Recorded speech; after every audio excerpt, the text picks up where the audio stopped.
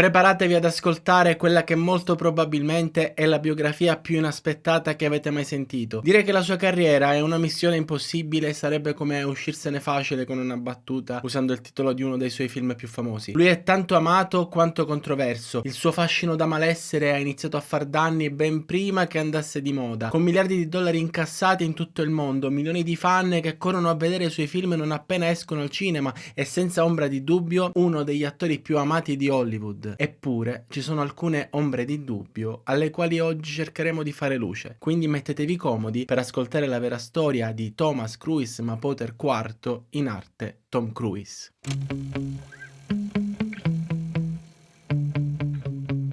Tom nasce il 3 luglio 1962 a Syracuse di New York, vicino New York. È figlio di Thomas Cruise Mapoter III, ovviamente, e Mary Lee. Suo padre fa l'ingegnere e sua madre fa l'insegnante di sostegno. Il piccolo Tom non è figlio unico, ma ha la bellezza di 3 sorelle, Leanne, Marian e Cass. Nonostante l'ingegnere e l'insegnante siano senza ombra di dubbio degli ottimi lavori, in casa la situazione economica era rasente la povertà. Come se non bastasse, il padre di Tom ogni tanto gli tira pure qualche calcio ai figli, così per sfogare i nervi. E Tom infatti racconterà che suo padre è stato un bullo e un codardo che picchiava i suoi figli. Ma andiamo per ordine. Il lavoro del padre costringe tutta la famiglia a spostarsi spesso, tanto che in 15 anni Tom cambia 14 scuole. In Canada il padre finalmente trova lavoro come consulente per la difesa presso le forze armate canadesi, ma nonostante l'impiego prestigioso non smettono di trasferirsi e inevitabilmente i figli non hanno la possibilità di coltivare amicizie e di avere una vita scolastica continuativa. Ciò comporta che Tom è sempre il nuovo arrivato, fa una vita frenetica ed è alla costante ricerca di controllo sulla prima impressione che gli altri hanno di lui. Queste doti recitative, diciamo così, Tom le matura per necessità. Ogni trasferimento infatti prevede nuovi compagni, nuovi insegnanti e farsi velocemente nuovi amici. Come se non bastasse, sia la madre che le sorelle che Tom soffrono di dislessia e per questo motivo Tom ha difficoltà di apprendimento e non eccelle nei risultati scolastici. Proprio per questo motivo si impegna tantissimo nello sport e scopre una sua grande propensione è di essere un vero e proprio talento naturale. Ed eccelle in tutti gli sport. Ad esempio, quando è solo un ragazzo, pensa di intraprendere la carriera nel mondo del wrestling proprio per questa sua propensione all'attività fisica e alla simulazione. Infatti le scene nel mondo del wrestling sono simulate, no? Smette però di fare wrestling perché si infortuna al ginocchio. Arriviamo così al 1973, quando Tom ha solamente 11 anni. E i genitori divorziano e la madre si trasferisce con tutti i figli nel Kentucky dai nonni. Passano 5 anni lì, durante i quali trovano un po' di stabilità. Tom e le sue sorelle vanno a scuola e in chiesa. E tra casa e chiesa sua madre conosce un altro uomo, un tale Jack Soth, e i due si sposano. Per prima cosa, subito dopo il matrimonio, che fanno? Si trasferiscono tutti nel New Jersey. Tom a questo punto ha 16 anni quando viene colto dalla prima crisi mistica. Chi siamo? Da dove veniamo? Perché più scuro di mezzanotte non può fare? Queste sono solo alcune delle domande che non lo fanno dormire la notte. Riesce a ottenere una borsa di studio presso la Chiesa Cattolica per intraprendere il cammino di frate. Tom frequenta il monastero di San Francesco a Cincinnati in Ohio perché vuole diventare un frate francescano. Dopo un anno però passato in questa struttura qualcosa va storto e Tom interrompe questo cammino di fede. Stando a quanto riportato dai frati, Tom di sua iniziativa ha chiesto di potersene andare perché gli mancava la sua famiglia. Secondo quanto riportato invece da un ex seminarista che ha frequentato con Tom, in realtà dice l'hanno espulso perché ha bevuto alcolici e per questo motivo l'hanno costretto ad abbandonare il seminario. Bene, è così che nasce un super cattivo, per avergli negato una birra. Ma andiamo per ordine. Tom va a scuola e un insegnante lo incoraggia a partecipare alla produzione musicale di Guys and Dolls, una recita organizzata dalla scuola. Tom partecipa alle audizioni e ottiene il ruolo del protagonista. Questo è il punto zero della sua vita, della sua carriera. Sono convinto che se fosse mancato a questo appuntamento, a questo miracolo, per citare l'essere pentadimensionale Griffin di Men in Black 3, la vita di Tommaso Crociera non sarebbe stata la stessa. Ma questa che stiamo raccontando è la realtà in cui è avvenuto. ed è da qui che ha origine la storia di un ragazzino povero, quasi nomade, dislessico, che nella vita non sapeva se fare wrestling o il frate francescano, che compie il primo passo per diventare Tom Cruise. L'ultimo anno di scuola superiore, Tom gioca nella squadra di football, pare che anche da qui però sia stato espulso perché è beccato a bere alcolici. Arriviamo così al 1980, quando Tom compie 18 anni e si diploma alla Green Ridge High School nel New Jersey. Subito dopo il diploma Tom vuole fare l'attore ed è deciso ad intraprendere questa strada. Ne parla in famiglia e cercano di capire come fare per aiutarlo. Inizialmente sono tutti d'accordo che la cosa migliore sia che Tom vada a New York e lo aiutano per trasferirsi a New York anche economicamente. Tom arriva nella grande mela, giovane, talentuoso, pieno di energia e ottimismo, ma l'unica ricchezza che ha sono i sogni e questo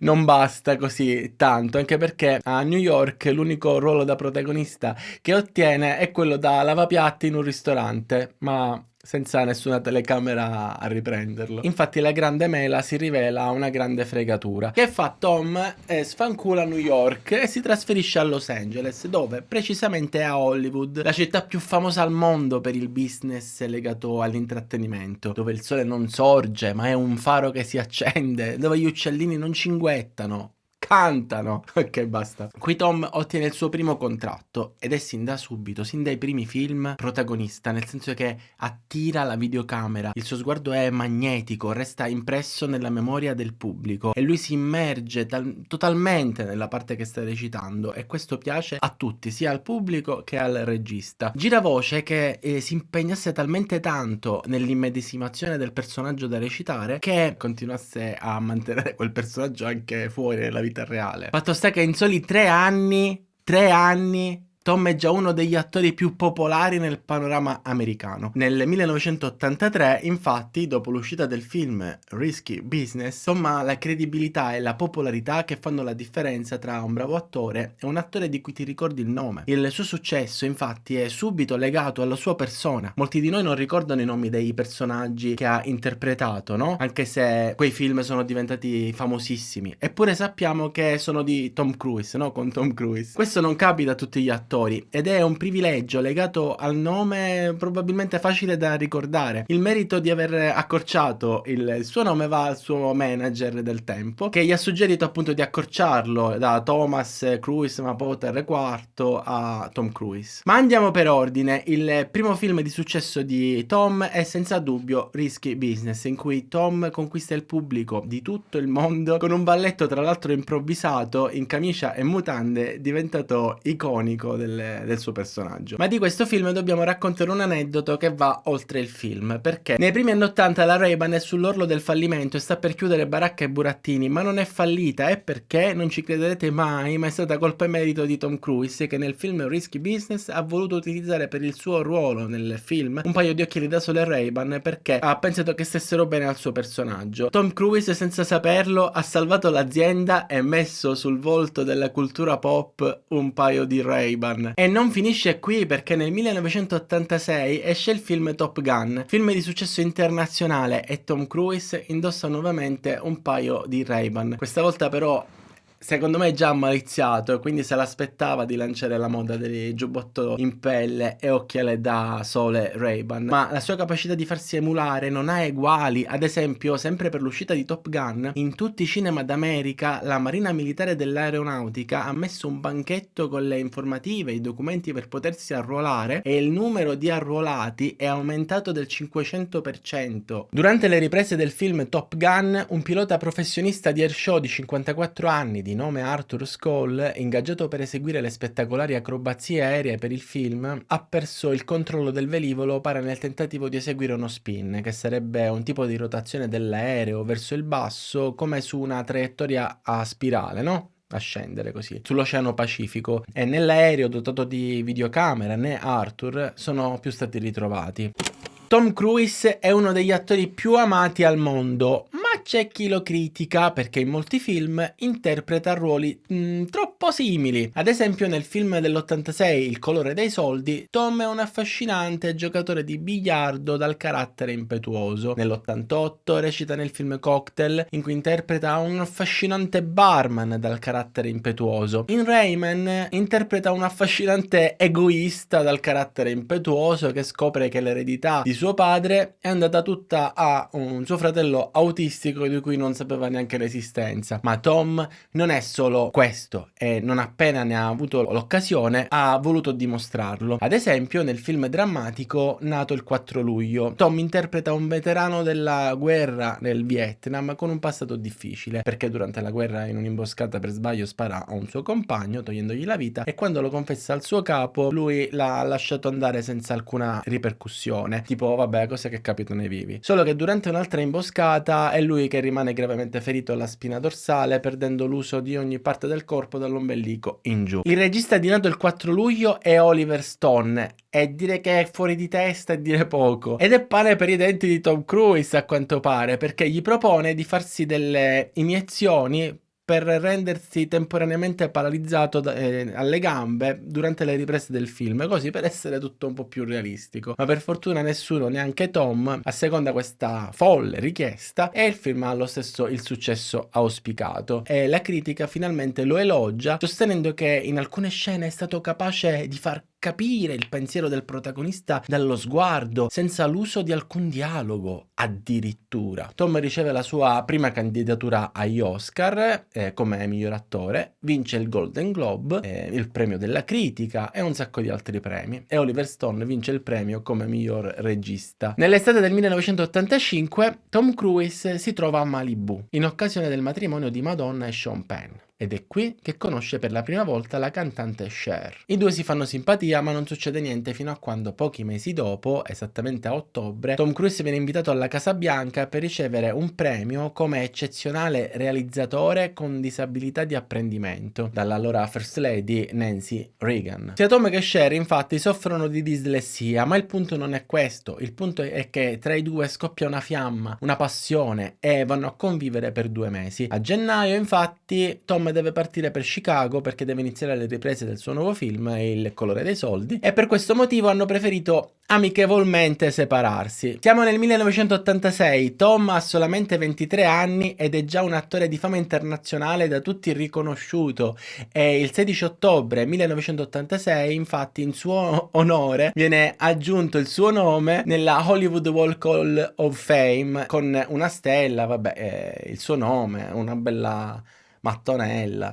Sempre nel 1986 muore il fondatore di Scientology, Ronald Hubbard, e subentra come presidente David Miscavige. Tom Cruise conosce l'attrice Mimi Rogers ed entra a far parte di Scientology. Mimi è la figlia di Philip Spichel, uno dei primi Scientologist, ed è cresciuta seguendo gli insegnamenti del padre. Philip è importante posizionarlo nella linea temporale perché è nato nel 1931 ed è scomparso nel 2020, mentre il fondatore di Scientology, Lafayette Ronald Hubbard, è nato nel 1911 ed è scomparso nel 1986. Quindi sono contemporanei. Negli anni 50, che sono gli anni della nascita di Scientology, hanno anche modo di conoscersi. Ronald Hubbard inizia la sua carriera come scrittore di fantascienza fino a quando pubblica il libro Dianetics nel 1952 e nel 1954 fonda a Los Angeles Scientology. Inizialmente non è una religione, ma una organizzazione con idee molto chiare su come ciascuno di noi può aiutarsi a stare bene per poter aiutare a fare stare bene gli altri. E nel 1993 Scientology diventa anche una chiesa riconosciuta negli Stati Uniti, una religione riconosciuta negli Stati Uniti. Fantastico. Ovviamente questa è un'introduzione storica superficiale che ci serve solo ai fini narrativi, solo per il contesto, solo per capire chi è Mimi, suo padre, no? E la relazione con Tom e Scientology. Philip, infatti, il papà di Mimi, si interessa a Scientology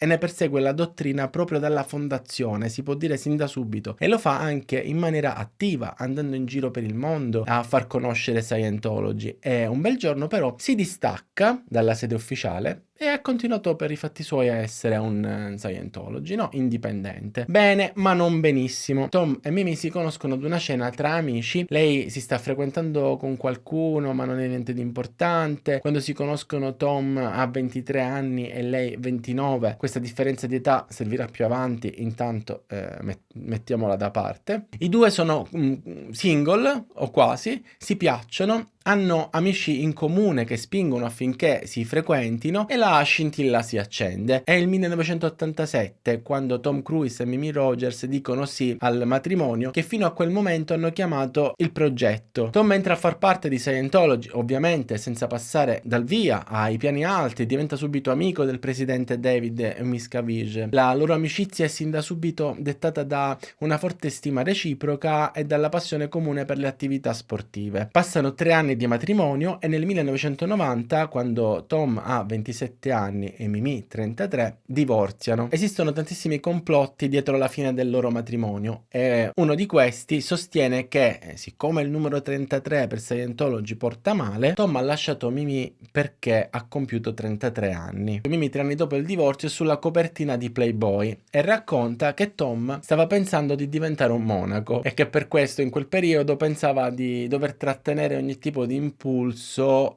di quel tipo, no, di quel genere, ed essere celibe per mantenere la purezza del suo strumento. Bene, quindi in questa intervista Mimi sostiene che si sono lasciati perché lui era troppo casto per lei. Ovviamente Mimi sta scherzando, era su Playboy che stava parlando, è probabilmente sarcasmo, una battuta. Ha probabilmente voluto tentare anche in qualche modo il lettore di Playboy, ammiccando al suo bisogno di amore, anche perché conclude l'intervista dicendo che il suo strumento aveva bisogno di una messa a punto. Poco dopo arriva l'accordo di divorzio e Tom dà alla sua ex moglie Mimi 4 milioni di dollari. Ma non finisce qui, perché nel 1995 Mimi torna a parlare del suo ex marito Tom Cruise, questa volta per la rivista People. Qui Mimi confessa la frustrazione di essere stata durante quel periodo, no, la moglie di Tom Cruise. Dice: smetti di essere individuo.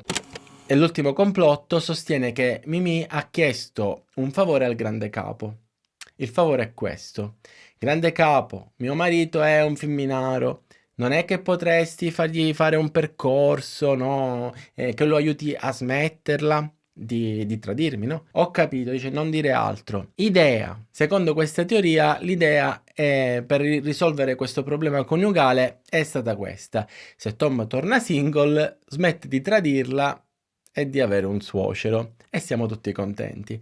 Ma per tornare single lo devono fare divorziare, e per chiedere il divorzio qui non basta un semplice tradimento. Tom Cruise deve innamorarsi di un'altra donna. È qui che, secondo questa teoria, che entra in gioco la coprotagonista di Days of Thunder, Nicole Kidman. Il piano purtroppo per loro però ha funzionato fin troppo bene, perché Tom ha subito divorziato da Mimi. Questo è vero. Ma dopo 10 mesi si è sposato con Nicole Kidman. Ma cosa sappiamo della loro storia d'amore? Che è iniziata appunto nel 1989, quando Nicole ha 22 anni e Tom 27. Lei è un'attrice australiana emergente. Tom ha visto l'interpretazione di Nicole nel film Dead Calm e ha chiesto di contattarla per la parte nel film Days of Thunder. Nicole, quando riceve la telefonata da parte del team di Tom Cruise per la parte in quel film, si trova a Tokyo per una conferenza stampa ed è super emozionata all'idea di conoscere Tom Cruise. Per lei una proposta da Hollywood vuol dire un sogno che diventa realtà. Accetta immediatamente di fare un provino e parte per Los Angeles. Al casting vede arrivare Tom Cruise in tutto il suo splendore, a bordo di una Porsche, e ne rimane incantata. Tra l'altro nel 1990 Tom Cruise è stato eletto dalla rivista People l'uomo più sexy del mondo, quindi vabbè, non avrà avuto tutti i torti Nicole. Tom, dal canto suo, anche lui è travolto dalla bellezza di Nicole. Vi dico solo che ha definito l'inizio della loro relazione pura lussuria. Ma andiamo avanti. Il 24 dicembre del 1990 è una vigilia di Natale particolarmente soleggiata in Colorado e Tom Cruise e Nicole Kidman si sposano. A fare da testimone di nozze è David Miscavige, il presidente di Scientology. La bellissima coppia di sposini finisce spesso su tutti i giornali, per qualunque motivo, persino per dire che sono usciti insieme e lei ha messo le scarpe senza tacco, perché lui è più basso di lei di 10 centimetri. Insomma, decidono quindi per il bene della coppia di mantenere la loro relazione quanto il più possibile privata e riservata. Sono innamoratissimi, l'abbiamo detto. Quello che non abbiamo detto è che fanno scintille a letto, no, l'abbiamo detto pure. Tutte queste scintille purtroppo però accendono un fuoco che si spegne troppo in fretta. Nicole infatti rimane incinta una prima volta, ma l'ovulo è in posizione extrauterina e deve interrompere la gravidanza. Rimane incinta una seconda volta e neanche il tempo di dirlo, infatti non ci arrivano a dirlo, che ha un aborto naturale. Sono entrambi devastati, ma Nicole naturalmente un po' di più. I medici ai quali si rivolgono gli dicono addirittura che insieme non possono avere figli. Così nel 1992 adottano una bambina poco dopo la sua nascita e la chiamano Isabel. Nel 1994 Tom recita nel film basato sul romanzo di Anne Rice, Intervista col vampiro. Il cast è d'eccezione, ci sono Brad Pitt, Antonio Banderas e Christian Slater, ma Tom Cruise non va giù ai fan del libro e all'autrice che se la prende pubblicamente con lui accusandolo di aver massacrato la sceneggiatura e di aver ripulito il contenuto sessuale del libro per adattarlo alla sua immagine. E perché queste accuse così gravi? Perché Tom non è mai stato un cattivo in nessun film che ha fatto. E Lestat, così si chiama il cattivo del romanzo che deve interpretare, è alto, biondo, europeo, androgino e cattivo. Molto cattivo, cattivissimo, non un cattivo per finta, uno in guerra con se stesso, un solitario, un misterioso. No, è un assassino, è un fottutissimo demone che divora chiunque incontra, sia esso uomo, donna o bambino. Ovviamente Tom è dispiaciuto da questi pregiudizi nei suoi confronti, anche perché lui è molto entusiasta di aver ricevuto questa offerta e si è subito messo al lavoro. Ha raccontato che quando gli hanno proposto la parte, lui si è messo subito a rileggere il romanzo, ha voluto approfondire lo stile di vita decadente dell'aristocratico francese del XVIII secolo, no? Periodo in cui ha vissuto Lestat prima di diventare un vampiro. È andato a visitare alcuni musei di Parigi per farsi un'idea anche dei mobili, del vestiario dell'epoca. Ha seguito un regime alimentare rigidissimo mirato a perdere 12 kg per assumere il fisico scarno di Lestat. Si è fatto allungare i capelli, li ha portati con la riga al centro e già solo per questo gli andrebbe un riconoscimento. Insomma, Tom non è solo una star da incasso al botteghino, è un professionista e non appena viene a sapere di questa campagna contro di lui ci rimane malissimo e dice dell'autrice: mi dispiace di non averla potuta incontrare prima dell'inizio delle riprese. Non si comincia un film quando c'è qualcuno che non vuole che tu lo faccia. Dopodiché inizia a girare la voce che l'autrice ha cavalcato l'onda mediatica del "il libro è meglio del film" per vendere migliaia di libri. E in effetti in quel periodo il suo libro è tornato nella classifica bestseller dopo 17 anni dalla pubblicazione. A questo punto anche alla Warner Bros. Iniziano a girare i la preoccupazione che la Rice stesse sabotando il film aumenta di giorno in giorno. Pare che inizialmente ai piani alti della Warner Bros. Abbiano pensato vabbè lascia fare, tanto è pubblicità purché se ne parli, buona o cattiva che sia. Per poco dopo accorgersi che tutti quei fan la versione cinematografica del libro non la volessero neanche vedere, tipo per protesta. Quindi dopo aver speso 50 milioni di dollari, il produttore David Geffen, che ha lavorato per anni a questo al progetto, no, del film, per convincere l'autrice Anna Rice a fargli realizzare il film, per trovare il regista, per scrivere e riscrivere la sceneggiatura. Insomma, David molto pacatamente ricorda all'autrice che ha voluto 2 milioni di dollari per i diritti d'autore e che ne sta guadagnando altrettanti con i libri e che anche basta. Insomma, si capisce che c'è molto di più in ballo di accontentare i fan di un libro. E finalmente l'autrice fa delle dichiarazioni in cui spiega che quello che ha detto lo ha detto solo perché è trasportata dai fan, non lo pensa davvero, e che si è lasciata quindi prendere la mano per il loro entusiasmo, ecco. Il film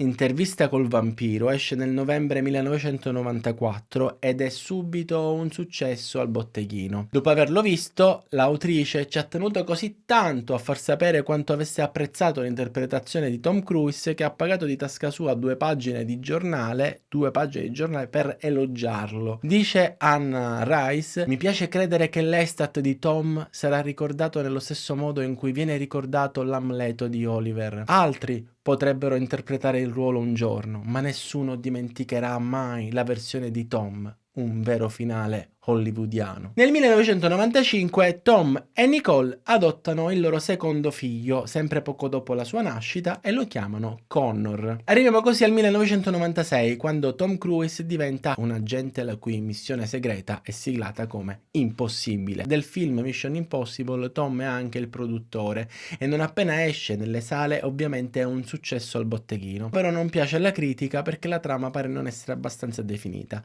Ma torniamo a Nicole, parliamo un pochettino di questa Nicole Kidman. Chi è, com'è, da dove viene? Abbiamo detto che viene dall'Australia. Quello che non abbiamo detto però è che proviene da una famiglia cattolica, che sua madre sia un'attivista per i diritti delle donne e che suo padre, rullo di tamburi, è un illustre psichiatra. Ora pare che il matrimonio con Nicole abbia allontanato Tom da Scientology e che questo inconveniente non sia stato gradito dal grande capo. Si è creato così il complotto secondo il quale Scientology avrebbe fatto di tutto per farli lasciare. Nicole non andava bene per Scientology, dunque non poteva andare bene per Tom. Ma le cospirazioni intorno alla loro relazione non finiscono qui. Nel 1998, infatti, il giornale Daily Express pubblica un articolo shock in cui viene rivelato che il matrimonio tra Tom e Nicole sia solo una messa in scena, una finzione, una copertura per nascondere che cosa? Che Tom in realtà sia omosessuale. Tom fa causa per diffamazione al giornale e vince un risarcimento danni pari a $100.000. Siamo ancora negli anni 90, i figli di Tom Cruise sono piccoli, stanno crescendo Scientologist. Tom e Nicole appaiono sempre innamorati e due perfetti genitori, continuano a recitare facendo anche un altro film insieme. È il 1999 quando il famoso regista Stanley Kubrick gira quello che sarà per lui il suo ultimo film, nonché l'ultimo film che Tom e Nicole faranno insieme. Il titolo è Eyes Wide Shut, che vuol dire tipo occhi spalancatamente chiusi, intendendo lo sguardo di chi ha il problema o la soluzione davanti, ma c'è talmente dentro da non riuscire ad accorgersene. Le riprese del film sarebbero dovute durare 3 mesi e invece sono durate 2 anni, pare per colpa della coppia. Nel frattempo la rivista Star pubblica un articolo in cui racconta che per colpa del film Tom e Nicole hanno dovuto fare terapia di coppia da uno psicologo specializzato in problemi sessuali e Tom gli fa causa per diffamazione e la vince. Sempre nel 1999 Tom Cruise si trova al David Letterman Show. Con Letterman chiacchierano amabilmente e dopo qualche domanda del tipo cosa fai nella vita per svagarti, Tom inizia a raccontare che lui si arrampica sulle montagne ad alta quota. Al che Letterman risponde che lui invece tipo soffre l'alta quota e gli chiede: ti è mai capitato di soffrire l'altitudine? Così a Tom viene in mente di quando una volta su un aereo diretto in Colorado, per una turbolenza data dall'alta quota, il comandante ha fatto uscire le mascherine per l'ossigeno e siccome Tom ha pensato che l'ossigeno non sarebbe bastato per tutti, lo ha chiuso al passeggero seduto dietro di lui, che poco dopo è svenuto. Tom, ricordando l'episodio, scoppia in una risata incontenibile perché quel ricordo è troppo divertente. Tom ride con le lacrime, gli iniziano a sudare le mani dal forte imbarazzo perché non riesce a contenersi, ma non ci può niente, più ci pensa e più ride e non riesce a raccontare più niente, non riesce a raccontare nemmeno che quando il tizio si è svegliato non ricordava nulla e si meravigliava che gli formicolassero le mani. Letterman, che per tutto il tempo l'ha lasciato raccontare, sorridendo gli fa notare che togliere l'ossigeno in una situazione di pericolo è tentato omicidio colposo e Tom ride ancora di più, assicurando tutti che non ci fosse alcun pericolo di vita.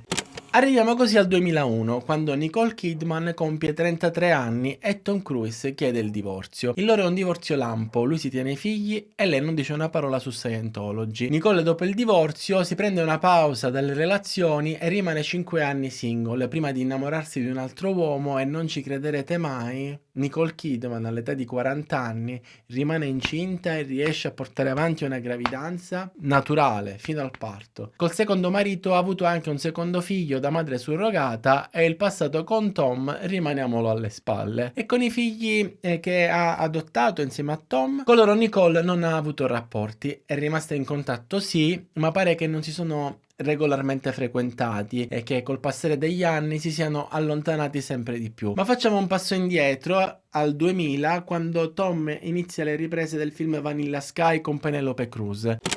Sua moglie Nicole sospetta di essere tradita con Penelope Cruz, ma suo marito nega assolutamente no, mai mai mai assolutamente no. Una settimana dopo il divorzio, però avvenuto nel 2001, Tom ufficializza la relazione con Penelope Cruz. Penelope ha precisato però che non hanno fatto nulla mentre Tom e Nicole fossero sposati. E questo perché, dice Penelope, io non mi innamoro di qualcuno mentre sto lavorando. Ed ecco la prima frecciatina contro l'ex moglie. Il fidanzamento con Penelope non è stato facile, da un lato per i due figli Isabel e Connor, dall'altro per l'ex moglie e dall'altro ancora per la distanza. Infatti i due hanno lavorato a dei film in diverse parti del mondo e la distanza ha aggravato il tutto. Le gelosie hanno portato malumori all'interno della coppia, che poco dopo ha deciso di separarsi. Questa almeno è la versione ufficiale della rottura, perché ovviamente ne esiste anche un'altra versione, quella complottista, che riguarda, ma che ve lo dico a fare, Scientology. Secondo questa versione Penelope non ha voluto rinunciare alla sua fede buddista e per questo motivo la loro relazione non poteva funzionare. Nel 2001 si torna a parlare della segreta omosessualità di Tom Cruise. Questa volta però è l'attore porno Chad Slater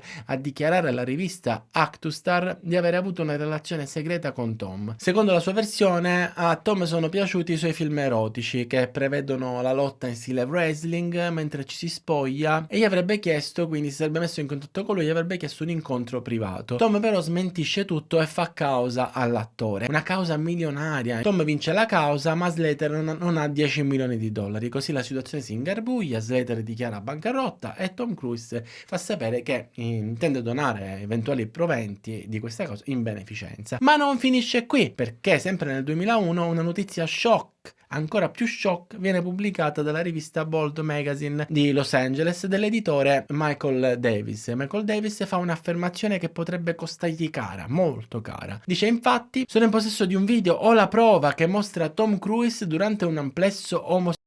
Tom Cruise intenta una causa super milionaria da fare tremare le gambe e chiede 100 milioni di dollari di risarcimento per diffamazione. Poco dopo però succede una svolta tanto bizzarra quanto inaspettata, perché Michael Davis afferma pubblicamente che Tom Cruise non è e non è mai stato un omosessuale e non ha mai avuto una relazione omosessuale, e ovviamente non esiste alcun video. Dopo queste dichiarazioni Tom ritira le accuse e il processo si ferma. Ma c'è un ma da raccontare per mettere un puntino sulla i della parola sospetto, perché nel 2009 Michael Davis intenta una causa contro Tom Cruise sostenendo che il suo telefono fosse stato intercettato, messo sotto controllo su richiesta di Tom Cruise e che le informazioni ottenute venissero usate contro di lui. Questa causa però non ha alcun seguito, niente, neanche un'indagine, niente di niente, viene respinta dal tribunale di Los Angeles con la motivazione che questa denuncia non è stata presentata in tempo. Sono passati 8 anni, tipo ancora ci pensi?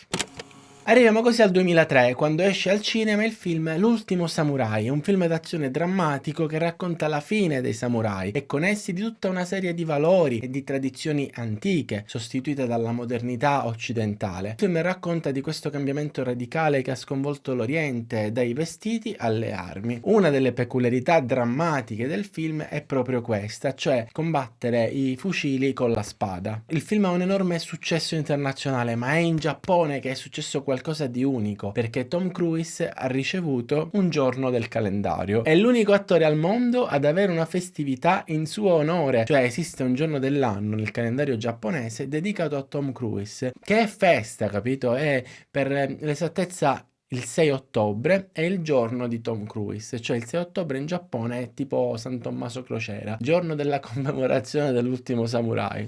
Tom Cruise da questo punto di vista È straordinario. Pensare che lui ogni volta che deve fare un film, prima di ogni altra cosa deve pensare che ripercussioni avrà nella vita reale. Pensate a quando ha indossato il Ray-Ban nel film Risky Business, più 40% di vendite di Ray-Ban, di occhiali. Pensate a quando ha fatto il pilota in Top Gun, più 500% di nuovi arruolati. E l'ultimo samurai, ne abbiamo parlato ora, ma chissà quali ripercussioni ha avuto tra la gente in Giappone o nella politica per arrivare a dedicargli un giorno nel calendario. Torniamo dove eravamo rimasti, nel 2004, quando Tom Cruise e Penelope Cruz si lasciano. Durante un'intervista Penelope confessa che sono rimasti ottimi amici e che Tom sia una delle persone più belle, gentili e buone che conosca. E dice: le persone che sono stati gentili con me sono intoccabili, sono molto fedele alle persone che significano qualcosa per me e che sono state gentili con me, molto, molto fedele. E con queste parole ci fa capire che da lei non sapremo nulla, assolutamente nulla. Sempre nel 2004 Tom riceve una medaglia al valore da parte di Scientology in un importante evento annuale e David Miscavige in persona a consegnargliela. Dopo un bel discorso sulla responsabilità di essere un Scientology e dopo aver elogiato Tom come il più grande Scientologist al mondo, Tom sale sul palco, David gli mette la medaglia e i due si scambiano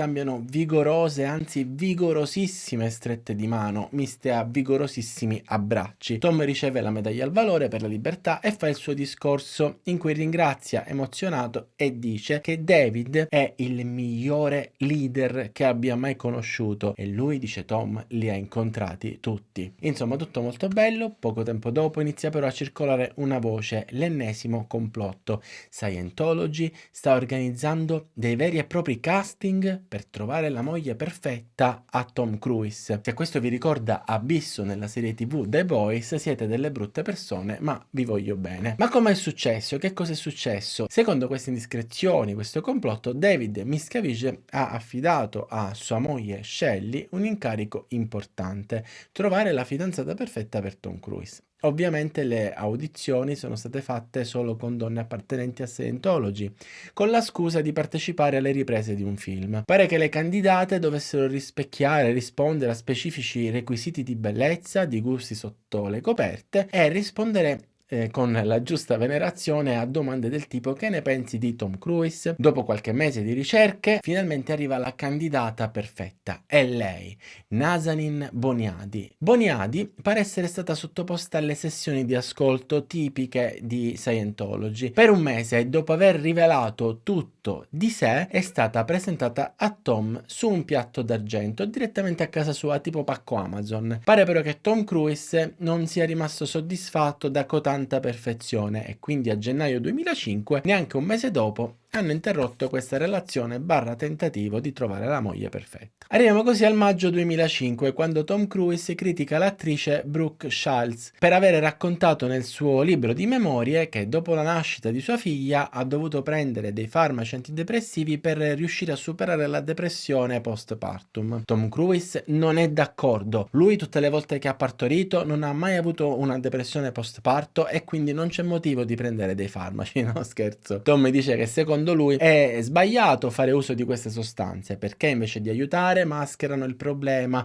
e che in generale psicologi e psichiatri fanno più male che bene. Molto meglio rivedere la dieta prendendo degli integratori di vitamine e fare molta attività fisica. Durante questa intervista Tom fondamentalmente in maniera molto riduttiva rispecchia l'argomentazione di alcune ideologie di Scientology. La sua argomentazione poi spazia anche sull'abuso di queste sostanze, soprattutto da parte dei giovani, condanna l'uso dell'elettroshock e la leggerezza con il quale si prendono appunto questi farmaci che lui chiama droghe senza avere nemmeno fatto un esame del sangue, dice Tom Cruise. Insomma, l'attrice risponde a Tom scrivendo sul New York Times che le parole di Tom sono un danno per le madri di tutto il mondo. Tom sente di essere stato frainteso e senza pensarci due volte va a trovarla personalmente a casa e le chiede scusa. Le dice che la stima come persona e che pensa che sia un'attrice e una donna meravigliosa e che lui è solo preoccupato da queste droghe usate come medicine e il suo non voleva essere un attacco personale alle sue scelte e insomma tornano più amici di prima, tanto che Tom la inviterà al suo matrimonio con Katie Holmes. Ma facciamo un passo indietro. Chi è Katie Holmes? Come si sono conosciuti? Perché ha lo stesso cognome di Sherlock? Molti di voi si ricorderanno di lei per la serie TV Dawson Creek. Ma cos'è successo ad ottobre 2004? Katie Holmes rilascia un'intervista nella quale dice: penso che ogni bambina sogna il suo matrimonio.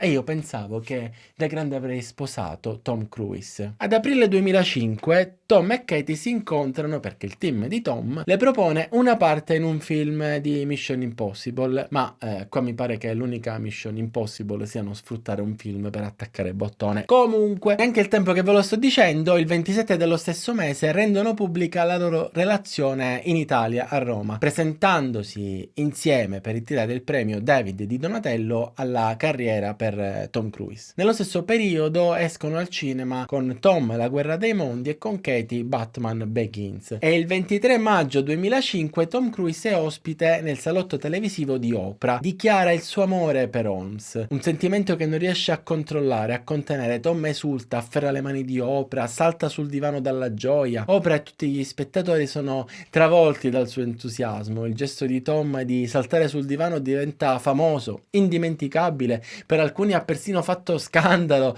come un gesto inappropriato, come quando Benigni nel 99, quando ha vinto l'Oscar, si è messo a saltare sulle sedie, ma poco importa perché il sentimento è grande, è prepotente e quindi saltare sul divano ci sta. Il 13 giugno del 2005 Katie Holmes si converte dal cattolicesimo a Scientology e il 16 giugno, soltanto 2 mesi dopo il loro primo incontro, Tom la porta a Parigi, per l'esattezza prenota il ristorante sulla Torre Eiffel, tutto, e dopo una scenetta intima e super romantica si avvera quello che sembrava solo essere il sogno di una bambina. Tom esce l'anello e le chiede di sposarlo. L'anello è strabiliante, un diamante giallo di 5 carati. Ovviamente lei accetta, la notiziona del loro fidanzamento, fa il giro del mondo, ma ancora non c'è la data delle nozze. Arriviamo così al 6 ottobre, il giorno di Tom Cruise in Giappone, quando i Tomcat, questo è il nomignolo usato dai media per riferirsi alla coppia, fanno un grande annuncio: aspettiamo un figlio. L'emozione per Tom è enorme e la curiosità di vederlo è troppa,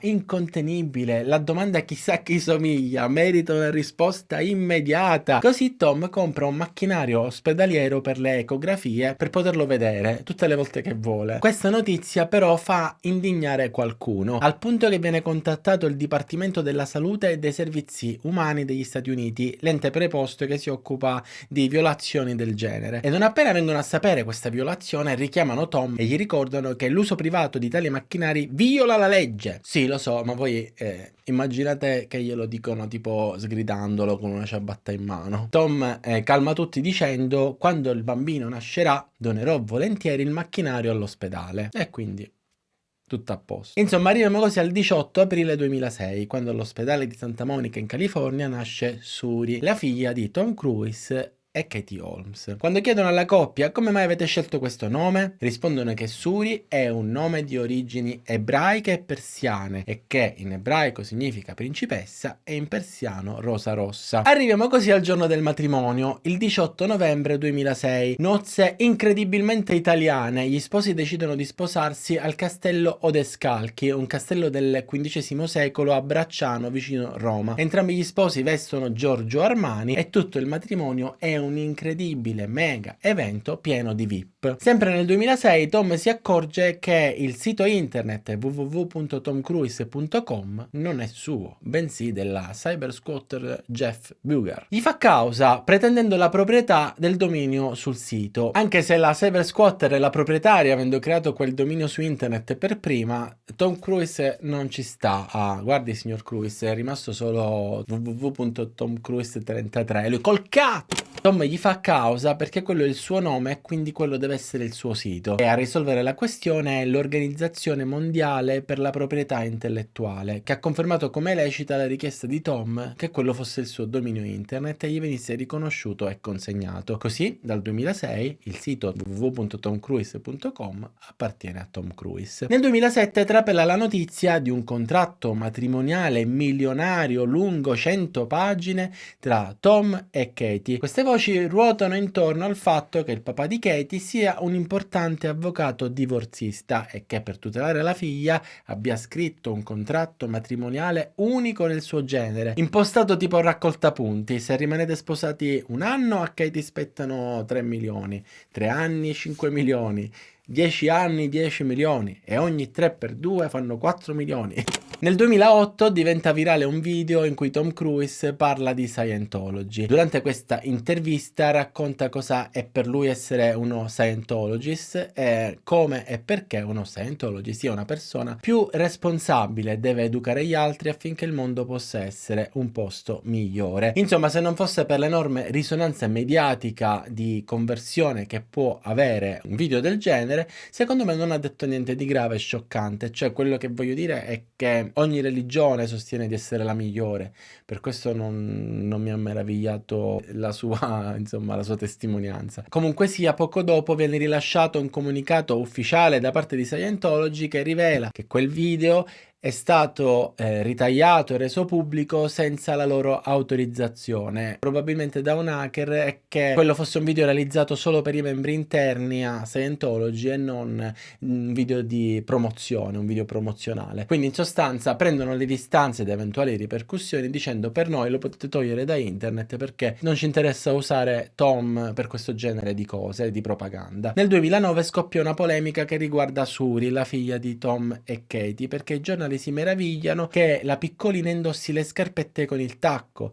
e la madre no. Katie fa sapere che non ci sia nulla da scoprire, che banalmente alla piccola Suri piacciono le scarpette col tacco e quindi le vuole messe anche per uscire. E a quelli che oh mio Dio è troppo piccola per una scarpa del genere, Katie risponde che sono scarpette da ballo per bambini della sua età. Quindi su.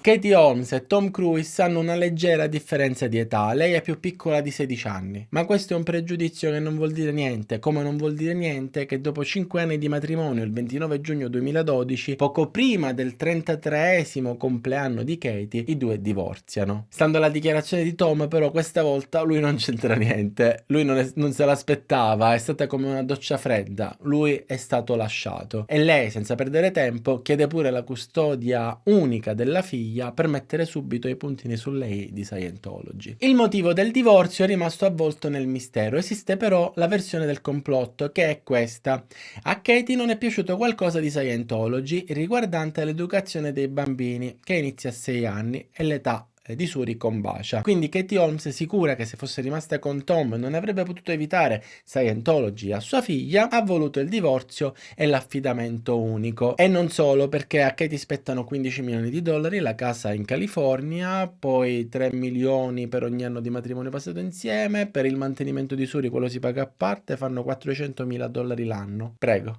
Tra l'altro nel contratto pare ci fosse anche una clausola del tipo che se il matrimonio fosse durato più di 11 anni, Tom avrebbe dovuto dividere a metà il suo patrimonio con Katie. Altro che matrimonio, questo patrimonio dovrebbero chiamarlo. Nel 2013 succede una cosa strana quanto inaspettata. 15 ex Scientologist dichiarano sotto giuramento di essere stati sfruttati da Scientology per fare lavori sottopagati a Tom Cruise. Pagati tipo $1 l'ora, lavori del tipo ristrutturare di casa, badante, babysitter, cuoco, artigianato, cose del genere. Ma nel 2013 questa notizia lascia presto spazio a un'altra notizia. Tom Cruise ha abbandonato sua figlia Suri. Secondo questa teoria, secondo questo scoop, secondo questa notizia, essendo Katie una persona soppressiva, cioè negativa per Scientology, è meglio stargli alla larga, ed essendo Suri strettamente legata a Katie, inevitabilmente è meglio stare alla larga anche da lei, e quindi Tom si è allontanato da loro. Ma Tom non ci sta, non è questa la verità, non è così che stanno le cose. E quando dico non ci sta, dico che prende 50 milioni di dollari, li spende in avvocati e fa causa ai media che riportano questa notizia. Tom sostiene di non aver abbandonato sua figlia, dice sono solo impegnato col lavoro, e paragona il suo lavoro, il lavoro d'attore, a svolgere un turno di servizio in guerra. La difesa dei media fa notare il paragone assurdo tra recitare e combattere in Afghanistan, e i legali di Tom rispondono andiamo, qui nessuno ha detto Afghanistan, ma lavorare a questo film è stato brutale. Alla fine, vabbè, gli danno il contentino e dicono ok, dai, non hai abbandonato tua figlia, sei stato lontano per impegni lavorativi, sei stato molto impegnato, va bene, come dici tu. Ma se ai fini di reputazione, sui giornali, questa battaglia legale ha magari avuto un senso, nella vita di Suri non è cambiato niente, perché pare che ad oggi, nel 2023, sono 10 anni che i due non hanno alcun tipo di rapporto, se non quello economico. Tom infatti paga regolarmente ogni mese per Suri gli alimenti, ma i due non hanno alcun tipo di rapporto da circa 10 anni. C'è chi sostiene che ci sia un piano dietro questa scelta, che una volta raggiunta la maggiore età di Suri, no? Tom la avvicinerà in qualche modo. Girala e mettila come vuoi, comunque rimane una storia triste. Andiamo avanti, nel 2017 esce il primo film flop con Tom Cruise, è un horror dal titolo La mummia. Flop si fa per dire perché comunque i suoi 100 milioni al botteghino se li tira. Nel 2018 esce il sesto film della saga Mission Impossible, ed è un successo incredibile invece al botteghino, il film di maggior successo fino a quel momento nella carriera di Tom Cruise, con un incasso tipo solo al botteghino di 791 milioni. Nel 2019 ad aprile un lutto improvviso sconvolge la vita di Tom Cruise, e sua madre Mary Lee viene a mancare nel sonno all'età di 80 anni. Tom è distrutto e con le sorelle organizzano una cerimonia privata per dirle addio.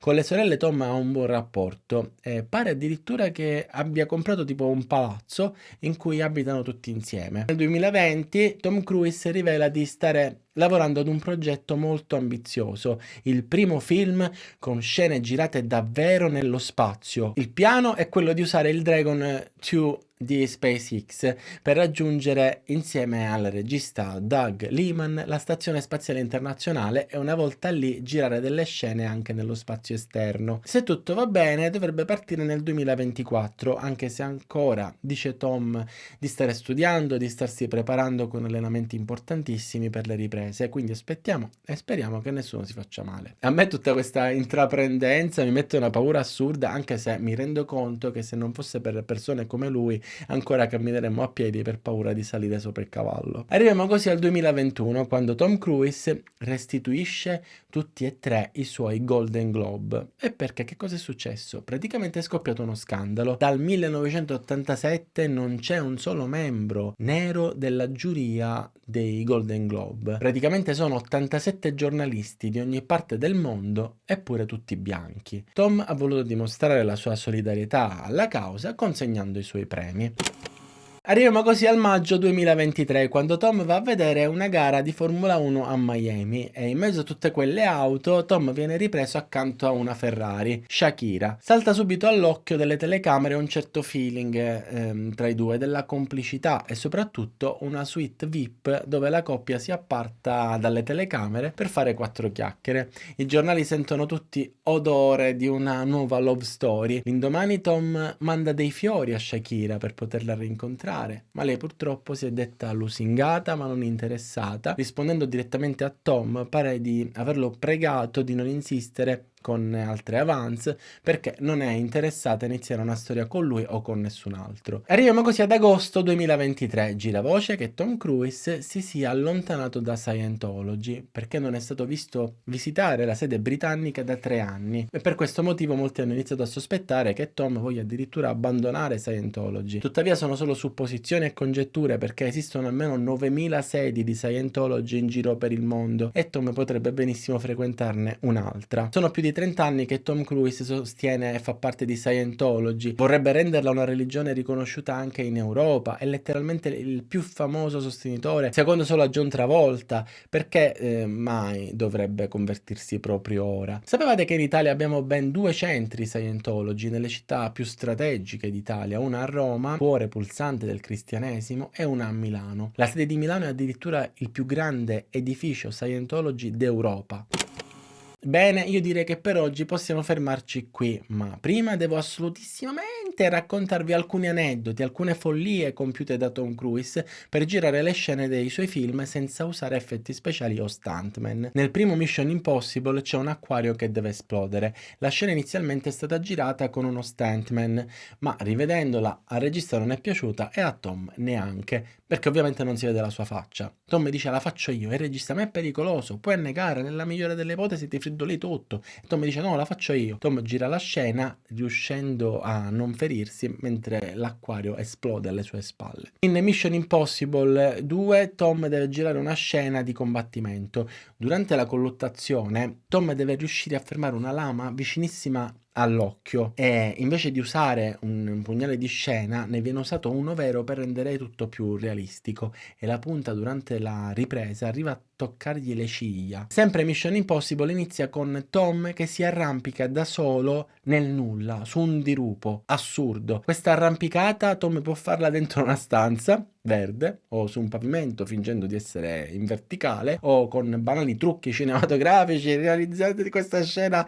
si può fare in un altro modo, ma no, perché lui dice la dobbiamo girare davvero, perché la luce sulla pelle, la concentrazione negli occhi, il vento, insomma questi dettagli fanno la differenza. Tom fa la differenza, e quindi tenuto solo da un'imbracatura e una corda si arrampica rimanendo persino penzolante su una mano. Le cose che ha fatto davvero sono inimmaginabili. Sentite questa, sempre in Mission Impossible Protocollo Fantasma, Tom salta e si arrampica dall'esterno dell'edificio più alto del mondo che si trova a Dubai, il Burj Khalifa. Sale tenuto solo da un'imbracatura che si dice essere stata messa talmente stretta da rallentargli la circolazione del sangue, perché, tenetevi forte, non si è solo arrampicato, ma ci ha corso sopra. Cioè non ha corso sopra il tetto del grattacielo più alto del mondo, ma sulle vetrate dell'edificio, in verticale, in discesa verticale. Cioè è difficile pure da spiegare questa cosa.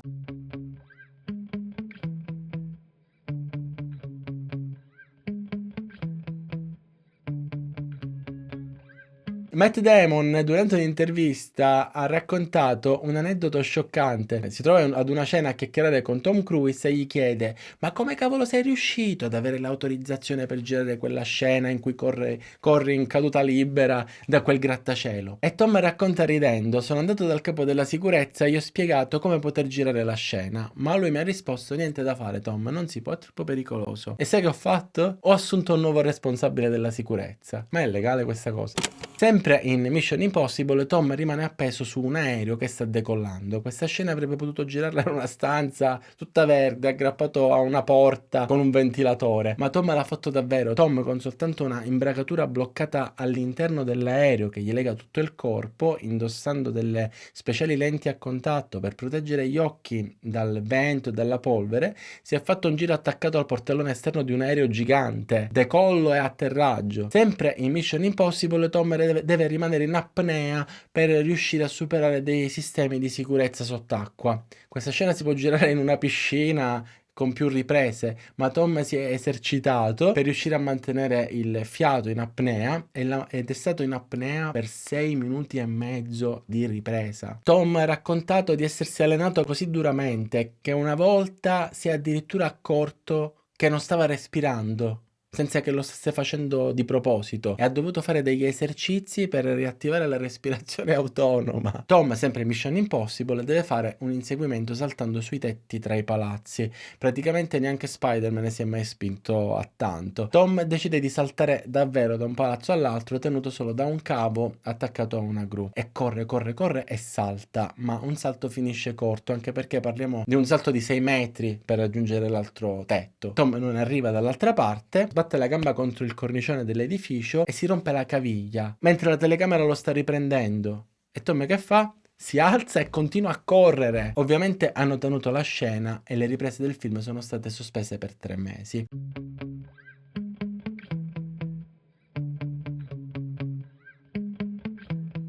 Sempre in Mission Impossible, Tom deve lanciarsi con la moto da un dirupo ed aprire il paracadute. Lo fa davvero 6 volte. Per eseguire questo pericolosissimo salto hanno dovuto costruire una pedana per far correre la moto su questo dirupo, e siccome questo posto è tipo impossibile da raggiungere con i mezzi da terra, hanno portato tutti i pezzi per costruire questa pedana con l'elicottero. Tom Cruise, per effettuare questo salto, si è esercitato per mesi con la moto in una pista da cross, ha effettuato centinaia di salti e successivamente si è esercitato anche nel lasciare la moto dopo il salto. Queste cose che ha fatto sono pure difficili da spiegare, figuriamoci da fare. E successivamente si è esercitato nel lasciare la moto saltando con essa da un dirupo, no?